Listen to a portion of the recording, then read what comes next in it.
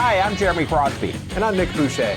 We're your hosts for the program that's all about your city, Talking Fitchburg. Every weekday, we pull together the news, events, and information you need to stay on top of what's happening in the city of Fitchburg.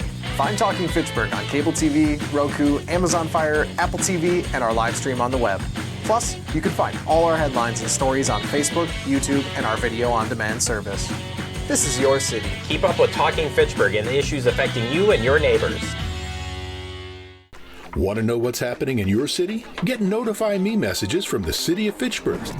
Visit fitchburgwi.gov on your computer or mobile device and select the big Notify Me button on the left. Enter your email and/or phone number, whichever is best for you to get notifications. Scroll down the list and select all the topics you're interested in to receive email or text messages about. You'll be notified every time one of your topics is updated. Sign up for Notify Me, one more way to keep up with your Fitchburg government.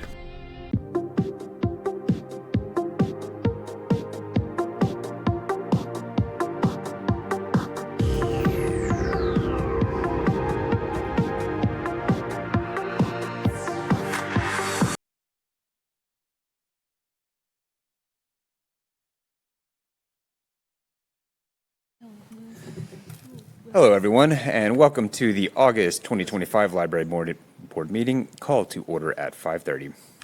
Item number 2, public appearances. None. Item number 3, approval of minutes. May I have a motion to approve the July 2025 minutes? I make a motion. I'll make that motion. Thank you. Discussion, comments, concerns? Go pull it up myself. We are.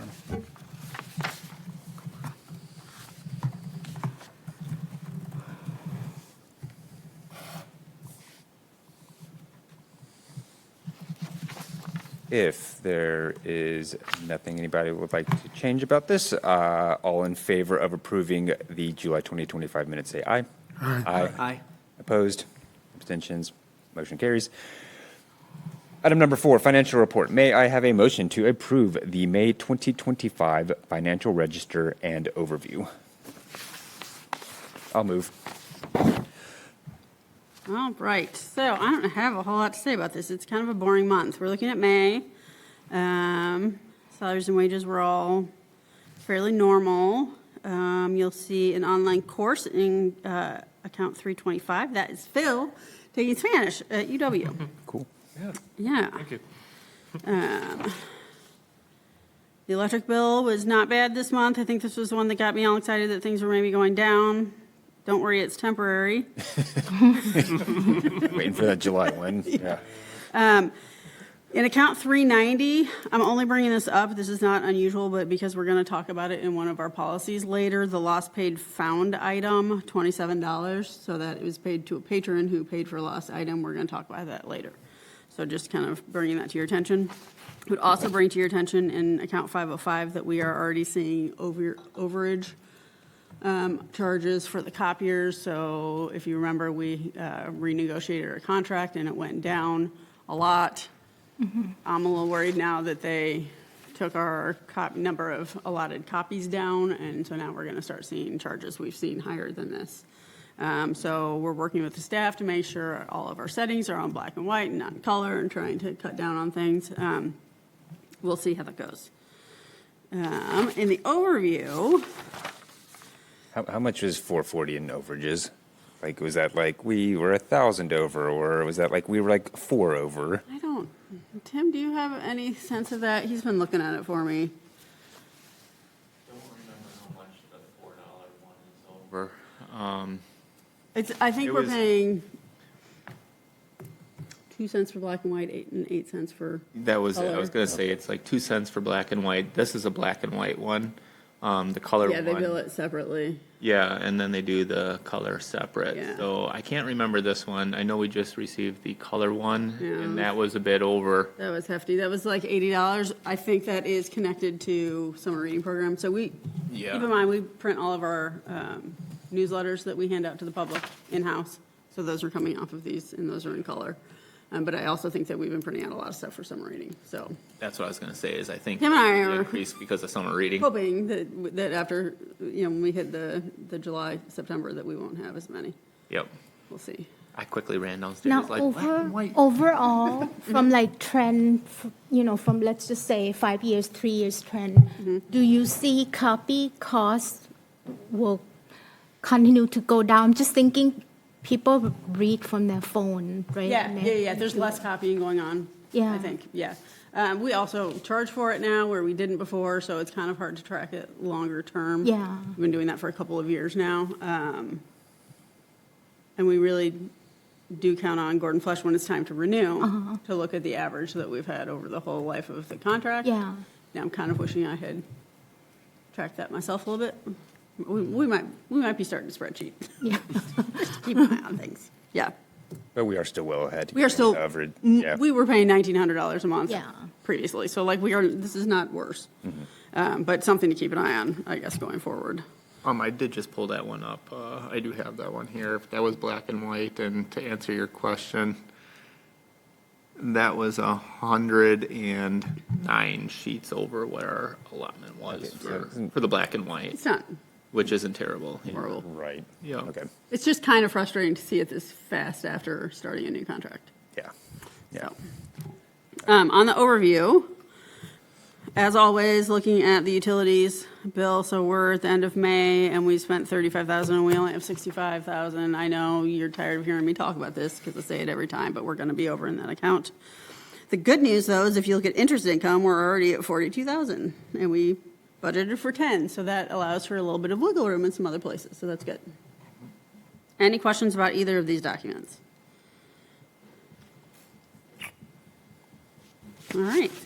If nothing else, all in favor of approving the May 2025 financial register and overview, say aye. Aye. Opposed? Abstentions? Motion carries. 5, unfinished business. There is none. Item number 6. Are we going to do the presentation first? Okay, so item, I hand it over to Phil. Great, yeah, thank you. Get my stuff started here. Felt a little weird sitting here with just my name on the screen, like the entire meeting, so I'm glad that's at least kind of gone. So. Philception. There we go.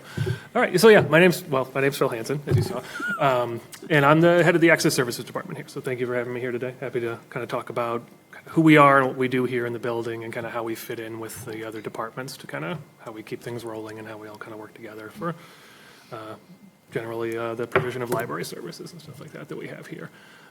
Broad strokes for what we end up doing, every department in the building focuses on customer services being one of the key things that we do, and that's Access Services is no different than that. We run the circulation desk. We joke during job interviews that it's the desk that can never close and that it's, where you'll get more questions throughout the day than any other desk in the building. We do a lot of internal functions with that, but it's a lot of direct customer service we have there. But there's also a good chunk of stuff that we do in the back room that's a little bit less visible and a little bit less obvious. We have our sorter, we have 2 internal book drops, so we have items coming in and out of the department, in and out of the building all day, every day. One of the kind of funnier things is like if we're closed for a holiday or if we have a staff in service or something like that, our work doesn't stop. We're just not here for it. So when we come back, it's waiting for us when we get back, which is great. So busy is good. So in addition to that, there's also some longer-term projects that we work on, shelving being a constant flow throughout the building, stacks maintenance. I'll go a little bit further into what that means later on, but it's longer-term projects of making sure the building is laid out correctly and collections themselves are easy to read and people are to find what they're looking for in the building and stuff like that as well. For who we are, we're 18 staff members in the building, so people-wise, we're about half the building. We have 300 hours a week that work here. Myself and 2 people, Rachel and Jen, they are full-time at the Library Assistant 3 level. So the 3 of us kind of work as circulation supervisors and building supervisors. A lot of the more detailed and kind of intricate questions for account management, how to deal with damaged items, how to deal with charging for things, how to deal with kind of the weirder things that come up throughout the day. Rachel and Jen do desk shifts. They do a lot of repairs. They do stacks management. They do processing. They do everything.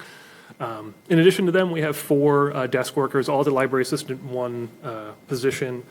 3 of them work 20 hours a week, and 1 of them works 10 hours a week. So we have basically kind of a rotating shift throughout the week to make sure that that desk is staffed. So we have 70 hours a week on top of the 3 full-time people we have there. And then we have 11 library shelvers in the building, working about 10 hours a week to kind of keep things flowing in the back room as well. Because that's all that stuff that, most of you have seen the sorter and stuff like that downstairs, but it's making sure that those things are kind of running correctly and in the right order. We have them scheduled throughout the week and making sure we have proper coverage to make things, keep things rolling the right way. One person being out can kind of require the whole back room to have to adjust to make sure that things there aren't any hitches in how things run, or the sorter doesn't randomly start overflow. We joke around that we're like 2 or 3 cars of picture book returns away from having to stop everything we're doing to go empty out the picture book bin, because it can be completely full in about 10 minutes after we leave it. But for the front desk, this is like the public-facing part of what we do, and the more obvious part of what we do. We get lots of patron questions. Whenever we do kind of statistical gathering in the building, we get the most questions in the building. If for no other reason, we're right by the front door. So we get questions throughout the day of where to go in the building, and generally like general assistance questions that we get. We do a lot of materials checkout. We sign people up for library cards. We do all the account maintenance and renewals for patrons' library cards. We help patrons place holds. We shelve the incoming holds that we get. We deal with lost and damaged items when those problems pop up. We're talking a little bit about some of that a little bit later on with the policies as well. And then we check out some technology at the desk as well. We check out laptops for patrons to use in the building, power chargers for people to use in the building, and then Kindles and Rokus for them to take out of the building as well. So that's always kind of a busy atmosphere out there. Last year we did just under 300,000 items checked out. So it's about 877 a day. About a quarter of those would be holds. So those would be items that people had requested specifically and picked up from our hold shelf. About 75,000 holds come in, about 224 a day that we process and get onto the shelf for patrons to pick up. We had 224,000 item returns last year, but that number is a little deceiving because that's just items that came off of patron cards. We've looked at the numbers down the road, and it's closer to probably about 1 million touches a year for items that we do, for items that are either checked in or taken out of the sorter and put onto a cart, taken from a cart and put onto the shelf and stuff like that. So things are rolling kind of all day, every day. We did 1,270 new library accounts last year, which was actually up a little bit from the year before, which is great. So that's an all day, every day thing that we do as well. In addition to those things, obviously there's a lot of work that happens in the back room too. We do materials check-in. Like I said, we have 2 internal book drops and the drive-up book drop that runs every day. We get deliveries from other libraries. We send out items to other libraries for patrons to pick up, or items that have been returned here from other libraries, and we receive them back.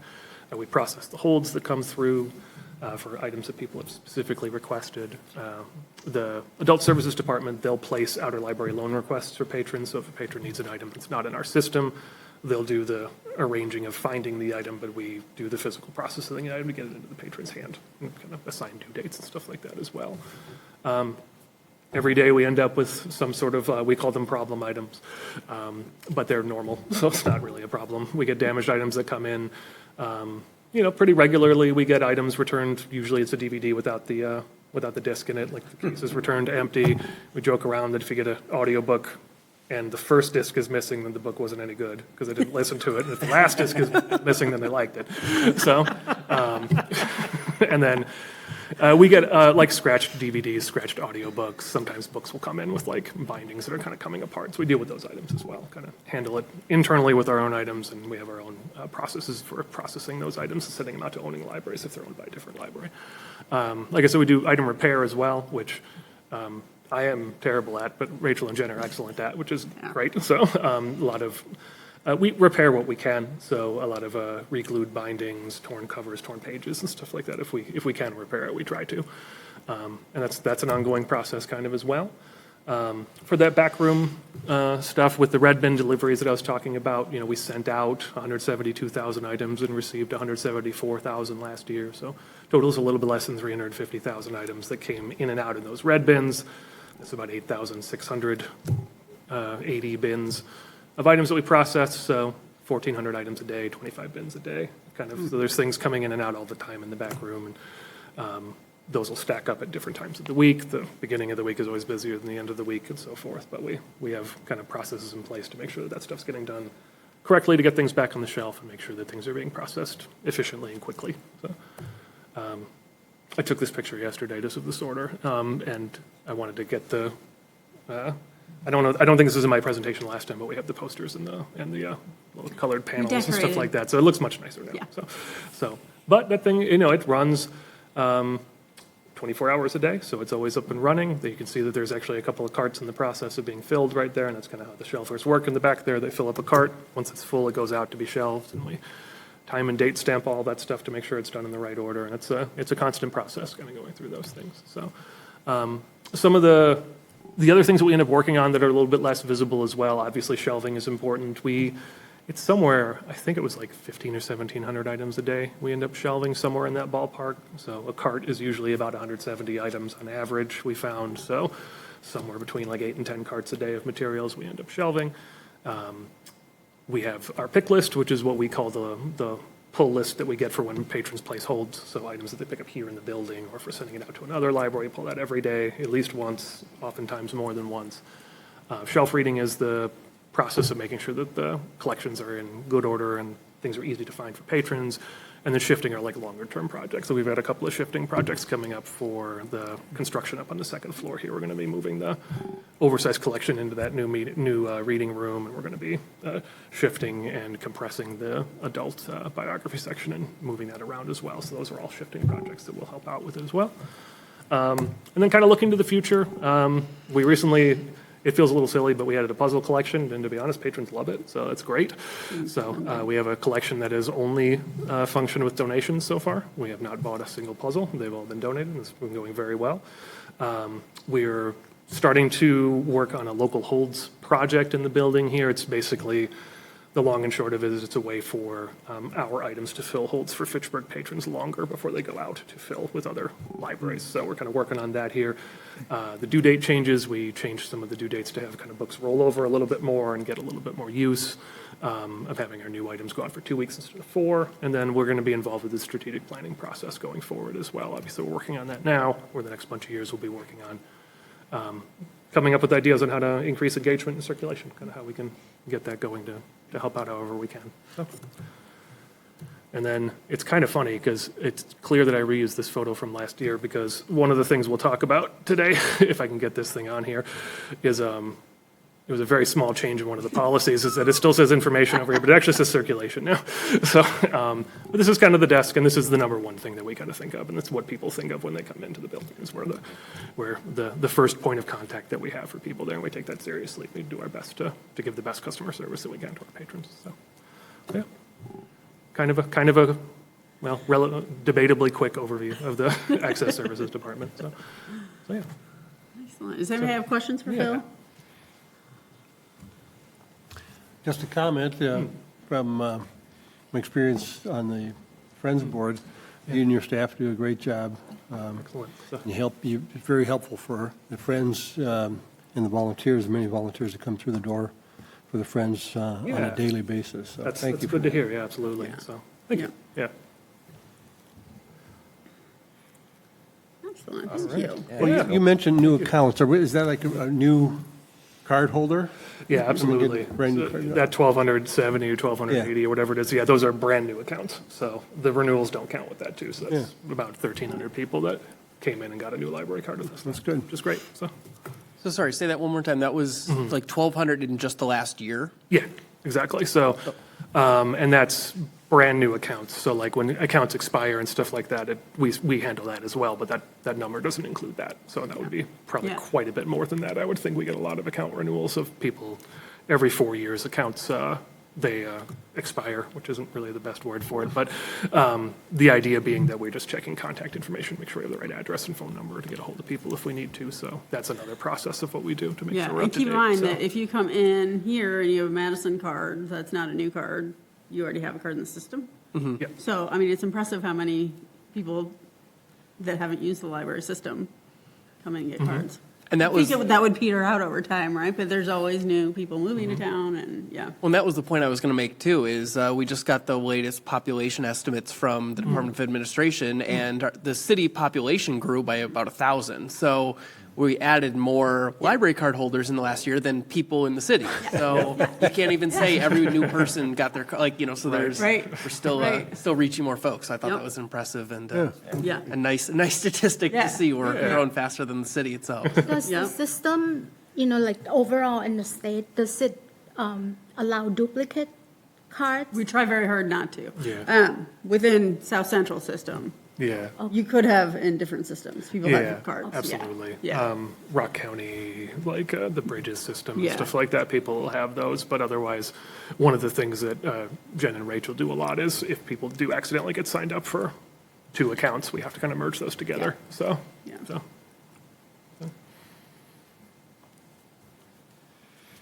Thank you. Excellent. Thanks, Phil. Yeah, thank you. Now we have a whole bunch of policies. All right, a whole bunch of policies. All right, can I get, sorry, I forgot what I'm doing here. All right, let me find my stuff. May I have a motion to approve item 6A-1 circulation policy? There we go, got there. I move. Thank you, Ken. Okay, go ahead. Sure, yeah, so circulation policy is usually the one that gets the most changes. I think it's one of the bigger policies that we Yeah. have. There wasn't much to change in here this year, this kind of go-around. It obviously gives a kind of a general overview of the rules of borrowing and kind of everything associated with that. What Wendy had mentioned earlier is that we did look at making a change on page 12 of the agenda here, having to do with refunds. We did some research on internally how our refunds are processed and how those are being utilized by patrons, and then we looked externally at a lot of libraries in the area to see what they're doing as well, and we saw a much more common time frame for refunds being more like 1 month as opposed to 3 that we have, and having a higher limit on it. I believe it was probably about 10 years ago we did a study on how much it costs in staff time to issue a refund, and I think it was more than $50. Yes, it was.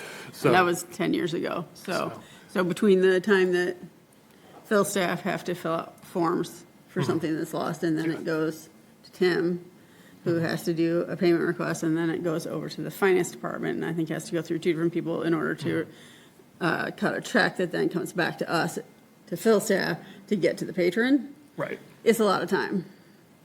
And 10 years ago, when we did that study, went from, I want to say 12 months and no bottom limit to what we have had, which Right. was $10 in 3 months. And now we think it's time to get a little bit more restrictive. Right.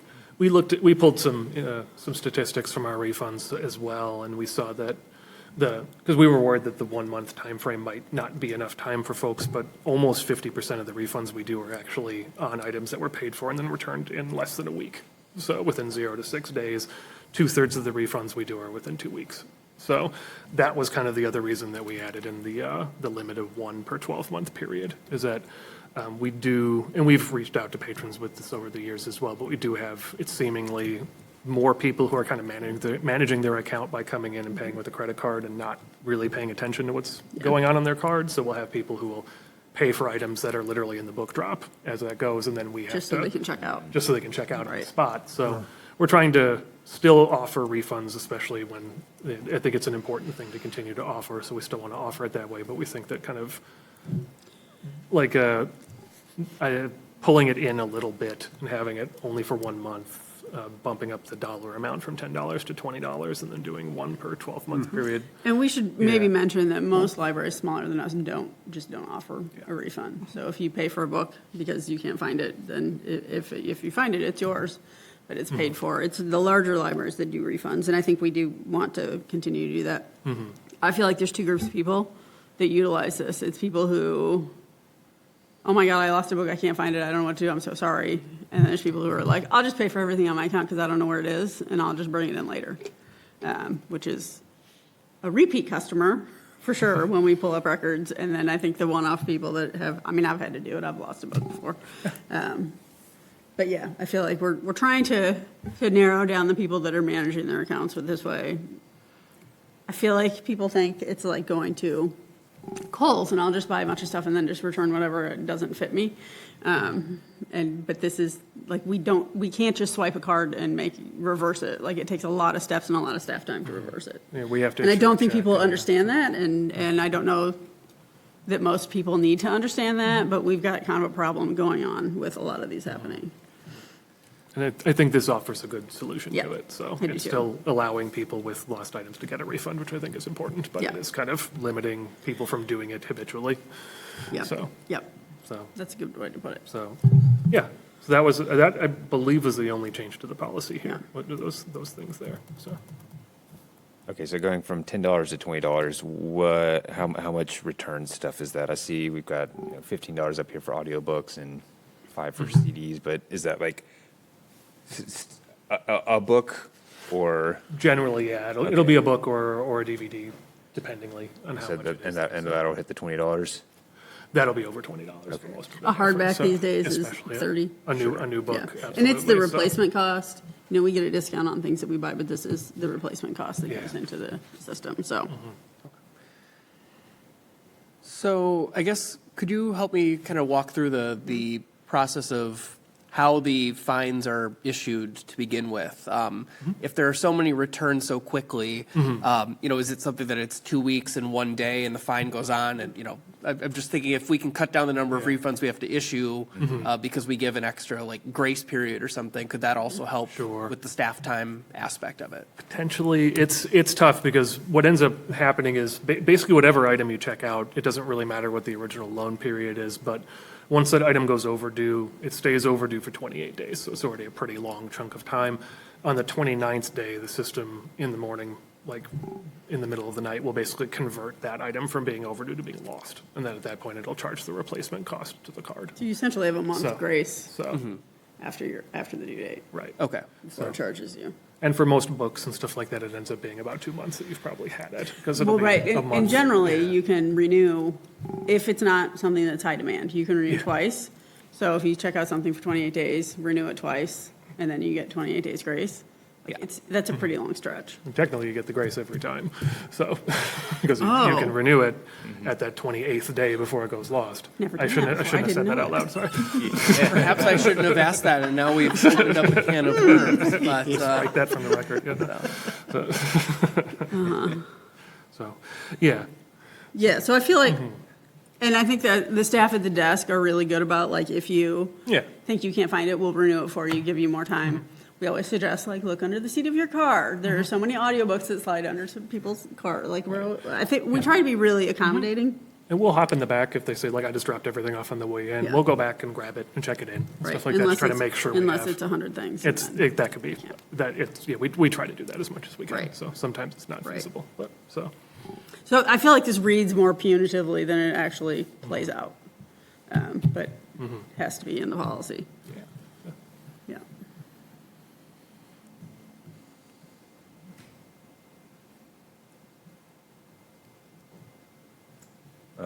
Any other questions, comments, concerns?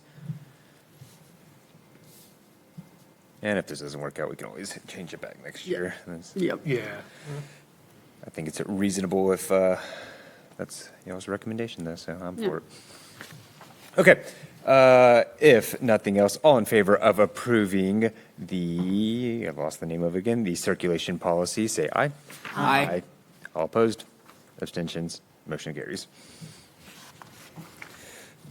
Okay, next item under new business, 6A number 2, community bulletin board policy. Yeah, so the bulletin board policy is just a few guidelines that we have. Sorry, Phil. Oh, myself.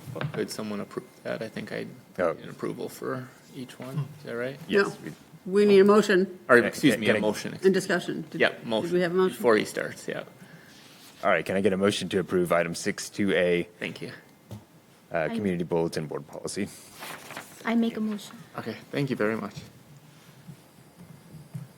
All right, so yeah, the bulletin board policy, it's a few guidelines that we use to make sure that we don't have people, that we're able to display as much as we can from the community out there, but making sure that we're not having things on there that are for profit, or making sure that we're not having like extra large things that are covering other other events and stuff like that. So we just have a few kind of guidelines for what we post and what's allowed to be posted there.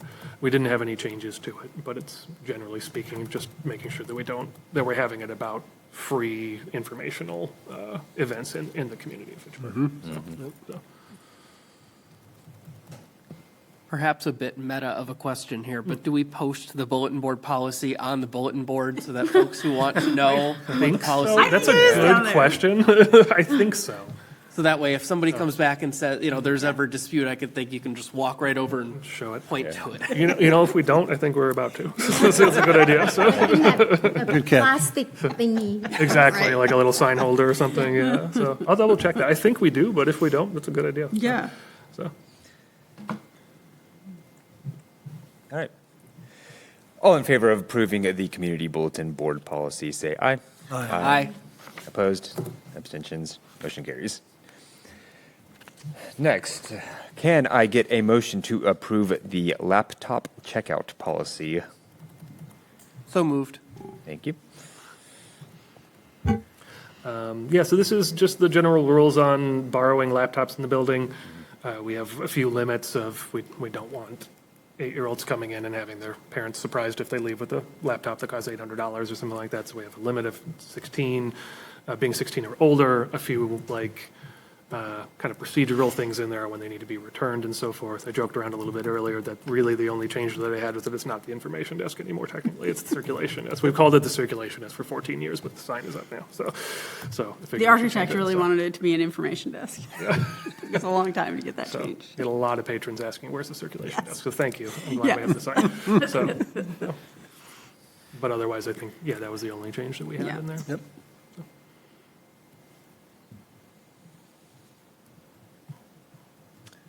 Okay, if no comments from anybody else, all in favor of approving the laptop checkout policy, say aye. Aye. Opposed? Abstentions? Motion carries. All right, can I get a motion to approve the privacy of library records and library use policy? So moved. Thank you.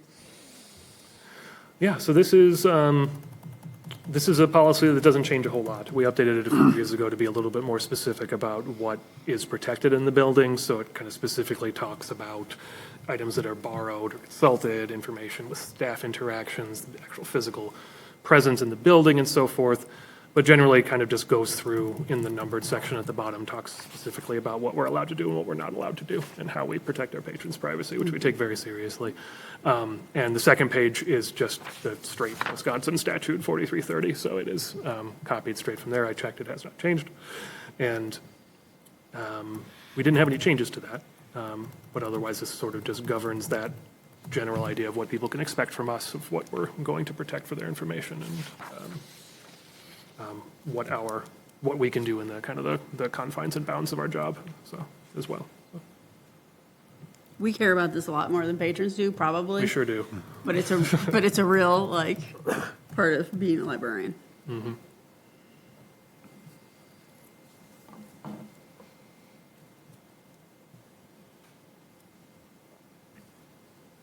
Sorry, I'm just taking a second to read through this again. It's a thick one. So.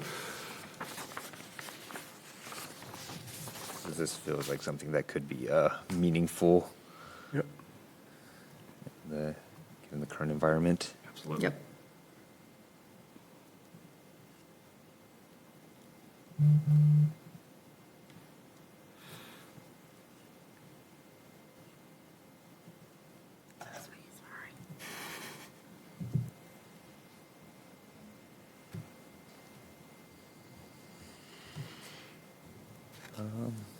Okay. Any questions, comments, concerns from anybody else? Okay, if nothing else, all in favor of approving the privacy of library records and library use policy, say aye. Aye. Opposed?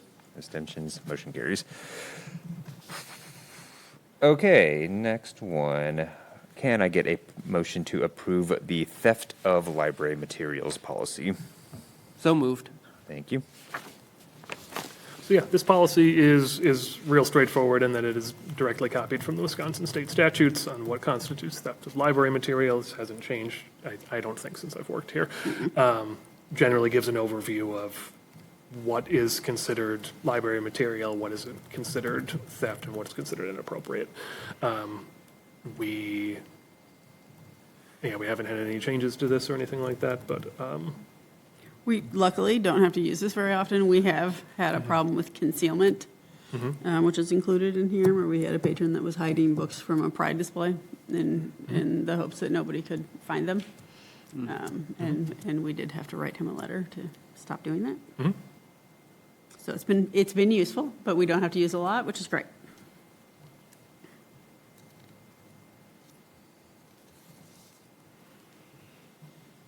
Okay. Any questions, comments, concerns? If not, all in favor of approving the theft of library materials policy, say aye. Aye. Opposed, abstentions, motion carries.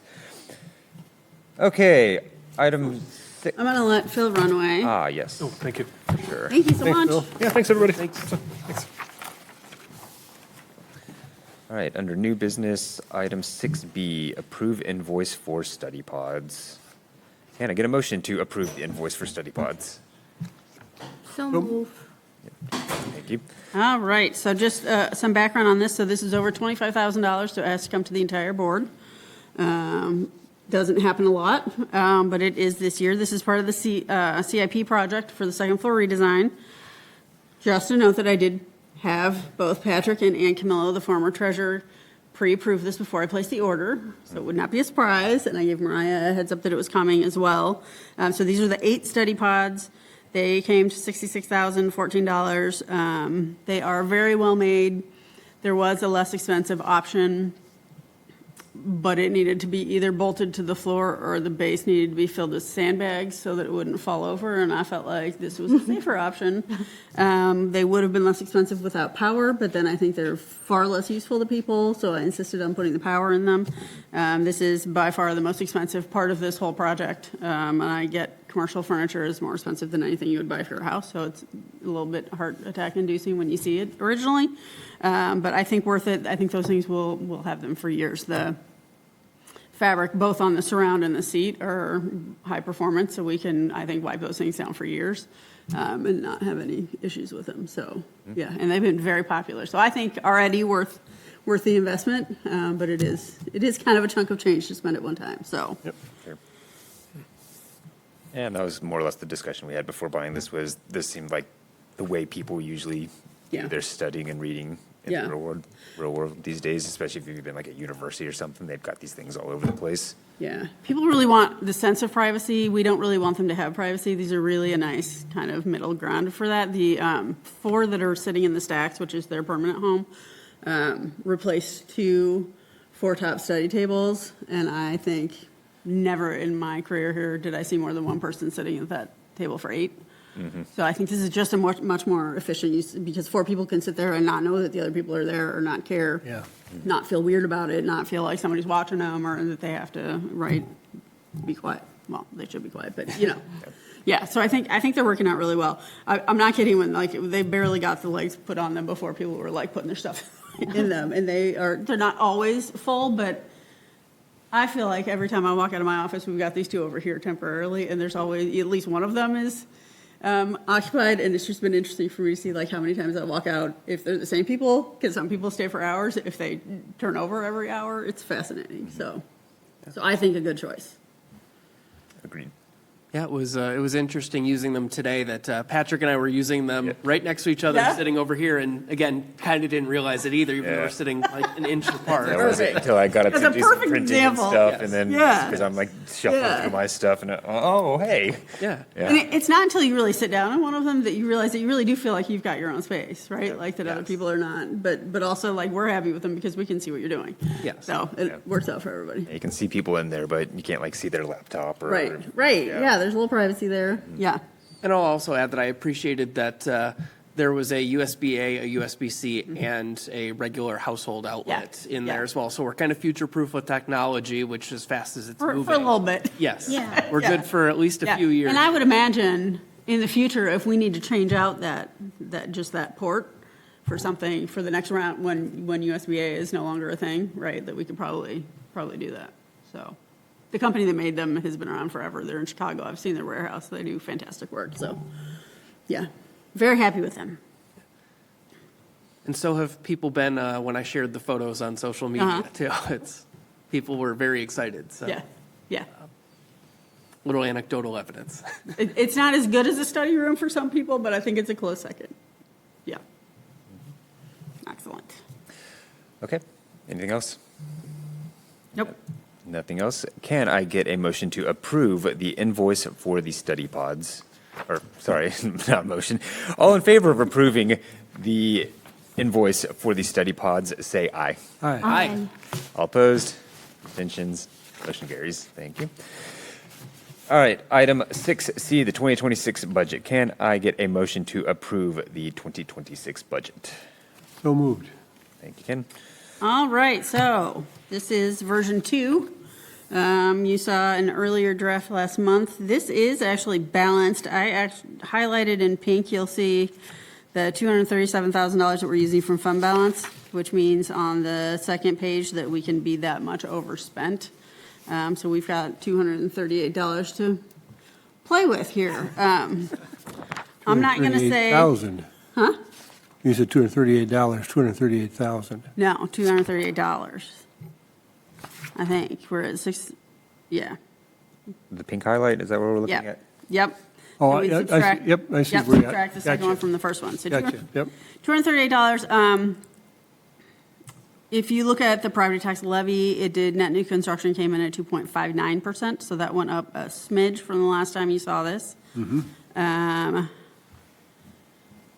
not going to say I'm proud of this budget because we've got a lot of accounts that were reduced in a way that makes me uncomfortable. It is the only way to balance this. I will say Misty Dodge, the finance director for the city, worked with me very closely on this and was fantastic in finding some money here and there, some savings for us.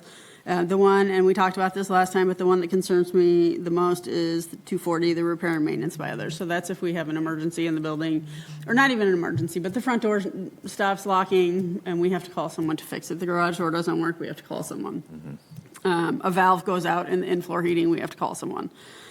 So I have worked really hard over the years in inching that up year by year as I could by $1,000 here and $1,000 there, and I finally got it to $19,000, and now we're taking it back down to $5,000, which feels absolutely awful.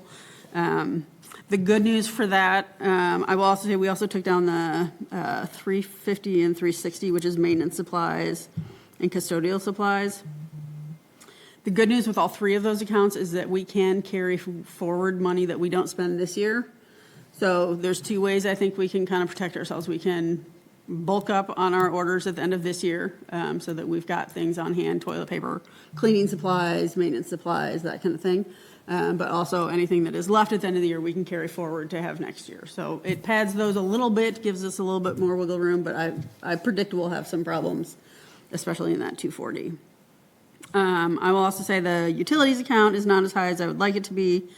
It is higher than it is this year, so that's good news, but it's not, I think, probably where it needs to be overall. Broke my heart. I had to take money out of the performer budget, so adult services and outreach will have $500 instead of $1,000, which is not an enormous, I mean, it's 50% of what they've had. They don't always spend it. We can apply for grants. There are other things we can do. Like, it just had to come from somewhere, so it's balanced. I'm very happy about that. I don't love parts of it. That is probably true of every budget I've ever done. So take what I'm saying with a grain of salt. We'll be fine. But it's not ideal in a couple of ways. So just for next year, when we have things that we overspend, we'll have expected it. How many iterations will this go through? I think this will be the last. It will come back again, so I have presented this to the city administrator and the finance director. It will next go to those two and then the mayor. And then the mayor will put together her projected budget. And then there typically aren't amendments with this because the statute protects the library budget, that like when we get our property tax levy, the statute says that the library board decides how to spend that. So it doesn't behove the council to mess around with our different accounts. So typically, it doesn't change. We'll see. If there's any, I think we've got a couple of insurance accounts that we think are final, but might not be. So there might be a little bit of shifting. But I don't think it'll change much. But you will approve it again.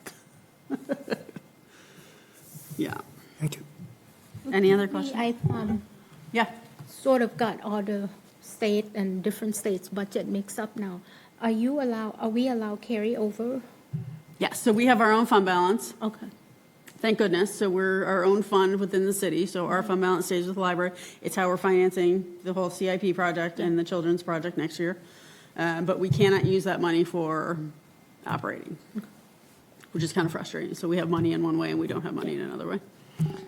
Just to clarify, when you say we can't, is that we are not like statutorily allowed to, or is that we should not because it creates a structural deficit, which Misty Dodge will come down and haunt us if we try? Okay, good. That second one.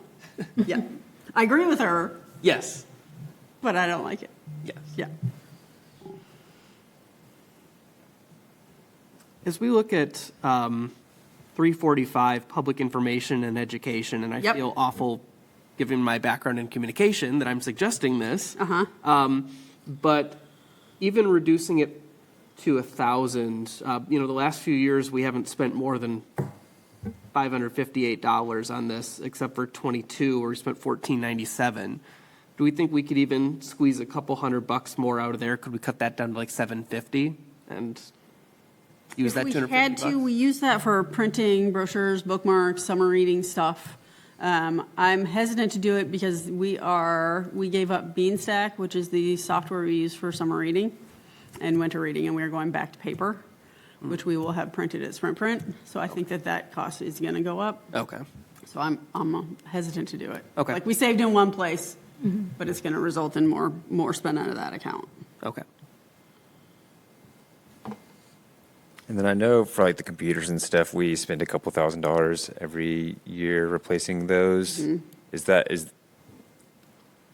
Do we have a reason to do that? Took that down. So we are on a Because 5-year replacement cycle. We have fewer computers than we used to. So I used to budget $15,000 a year for computer replacements. I think we're down to either 12 or 10. sure. So we are taking it down based on what we've spent recently. I hesitate to go further than that because we'll have years where we do desktop computers for patrons, which is just a less robust machine. And then all of a sudden we'll get a year where we have to do laptops for staff. And it takes the whole amount. Yeah. Yeah. Okay, So there okay. is sometimes savings in that account that goes to fund balance. Okay, so but that's not just for those computers that are out there that are, people use them for internet machines? I mean, that's part of it. Yeah. But I think we've probably got 60-some computers in the building. Okay, yeah, the staff computers, if that's Yeah. that same fund, then those do need to be Yeah. updated? Yeah. And South Central is pretty strict about sticking to the 5 years. Okay. I don't think they can force us to do that, but they have certainly had libraries that have refused to do that, and then, like, they just can't service them anymore. Sure. I mean, computers are not getting that much better, that much faster these days. Right. So. Yeah. I feel like the price came down significantly for a little while there, but now it really hasn't. So, Yeah. and I think it'll just go up. Have you seen other library that have, I'm just imagining, right, like funders who would do like, Fitchburg Library, computer replacement funding, endowment. Is there such I haven't, and that's hard because it's not really a one-time thing. Like we have to do it every year. Yeah. So I feel like you could get somebody interested in doing like 1 year, but then you've got a structural deficit because you've used donated money and you don't have it allocated here. Yeah, because it's capital expenses. Right. Yeah, so I think there's other ways that we could do that, and we are going to, I think, go into a fundraising. I think the Friends are going to be going into a fundraising project here soon for the Children's Library project, so that's Yeah. a better place because that's a one-time thing. Yeah. I'm thinking, of course, higher ed, I'm thinking like share endowment. Name, yeah. Yeah, the name endowment. Right.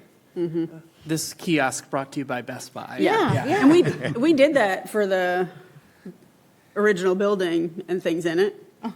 But I think as an ongoing replacement, you can't really funded that way. Yeah. Also looking at, was it 330, it's very small print. Yes, isn't it? 325, Yeah. training and travel. Yes. So that is $4,000 that is completely funded by the Friends. Okay. So we can't touch that. And we do this on purpose. So they do that. They do some of the money that goes into 344 summer reading. And that is very protected on purpose. So what happens if we, don't spend up to that amount? It'll go into fund It'll roll- balance. Okay. Yeah. So we don't want to get cheeky and, not spend any of it as to use it in that, to get it to roll over for next, Right. following year. Right. But We can't carry it over in the same account like we can for building repairs. Okay. We were not allowed to do that. I don't want to say Misty Dodge's name again, but we were not allowed to do that until probably 2 years ago.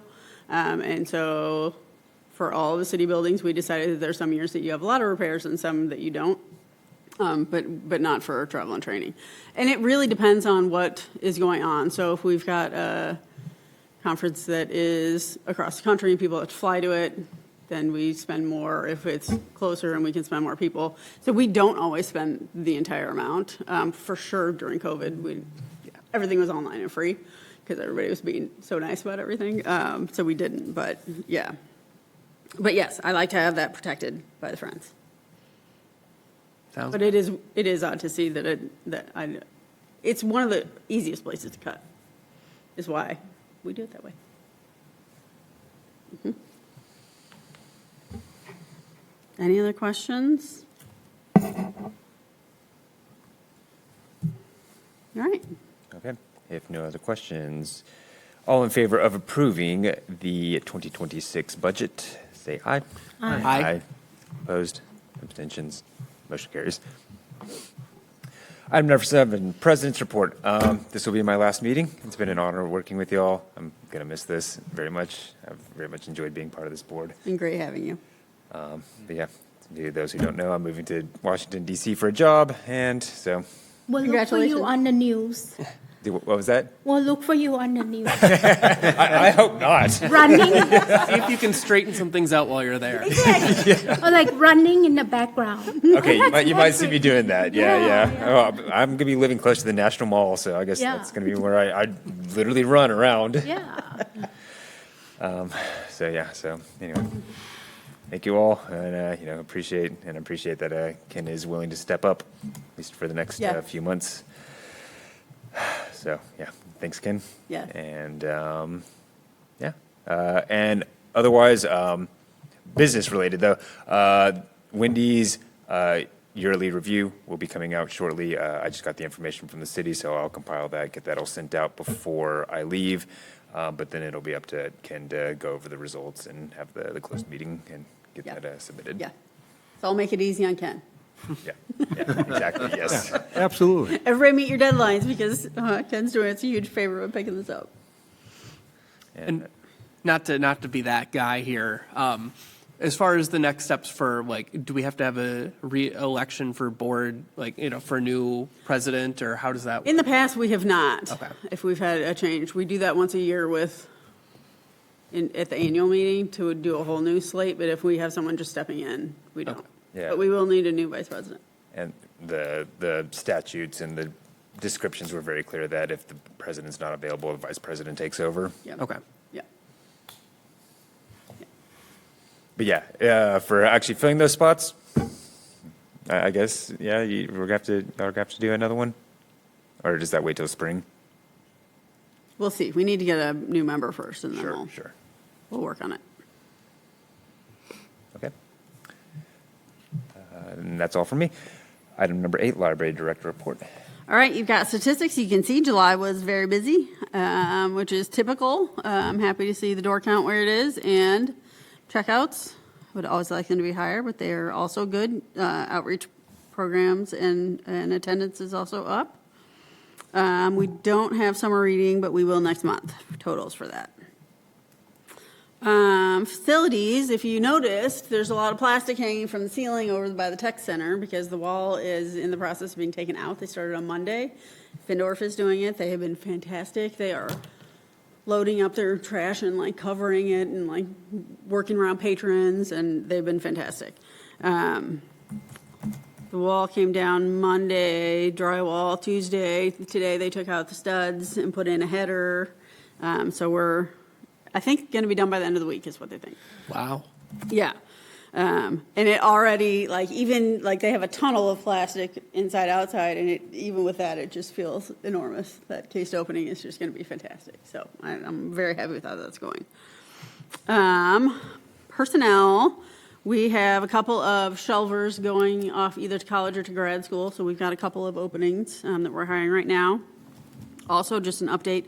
I have to be certified by the Department of Public Instruction every 5 years to say that I have done 100 hours of continuing education. I think I'm at 130. So that will go in by the end. My hire date is October, so it has to be done in October. So just so you all know, because you're responsible for having a library director that is certified, that I will be recertified by the end of October. And then Patrick talked about my review. That is nobody's favorite part of this job. So don't feel bad that you don't want to do it, but you do have to do it. Y'all did a very good job of it last year. I was very happy with everybody's input. Yes, it's. I know everybody feels like they don't spend enough time with me to do it, but it is part of your position, and we are on a merit system, so I kindly ask you to follow through. With strategic planning, we've been doing, as you know, the survey and the environmental scan. We are reporting that out in our core committee on September the 10th. And then we will start drafting a document that will kind of sum up what we've done with that. My plan is to have a presentation for you guys in probably January or February with sort of what came out of that. So that is in process. It feels very slow. We've had a lot of people on vacation, so we haven't had a full managers meeting in what feels like months. So like right when we got some momentum going, it feels like it all slowed down. But I will say the staff are real tired after summer reading, so it's probably good to have a break. So we'll get back to it in September, and then we'll be bringing things to you in January or February. So for the survey result, if there's anything, cool that come out of that, are you guys planning to do like infographic or something we can push out on social media? Yes. So what I envision is a longer document that has a lot of like graphs and details, but then some sort of smaller Like bite-sized piece that we can put on social media, or we can send out an email. You guys, you can share that. So yes, that will be coming. Yep, and that is everything for me. Cool. Announcements. The next library board meeting will be on Wednesday, September 17th, 2025 at 5:30 in the large library meeting room. And adjournment. Can I get a motion to adjourn? So moved. All in favor of adjourning, say aye. Aye. Aye. Opposed? Abstentions? Motion carries.